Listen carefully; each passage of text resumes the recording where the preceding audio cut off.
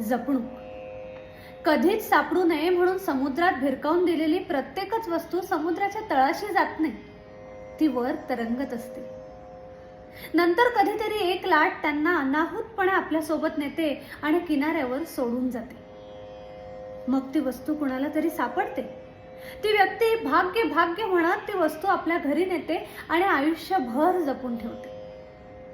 एखादा योगायोग असाही होतो की ज्याने ती वस्तू भिरकावली होती त्यालाच ती वस्तू पुन्हा मिळते. नात्यांचंही असंच असतं. आपण आधी ती भिरकावतो, नंतर त्यांना काठ सापडतो आणि मग आपणच भाग्य भाग्य म्हणत ती नाती जपायला लागतो.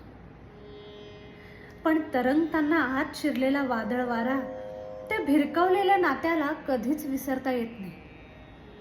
आता ते पुन्हा भिरकावले जाऊ नये या भीतीने जगायला लागतं. उपाय म्हणून एखादं नातं भिरकावून देणं फार काही कठीण नाही, पण आपल्यामुळे कुणी वादळ वारा सहन करत सतत हादरे देणाऱ्या लाटांवर तरंगत जगू नये असं वाटत असेल तर नाती जपणं शिकूया लोक.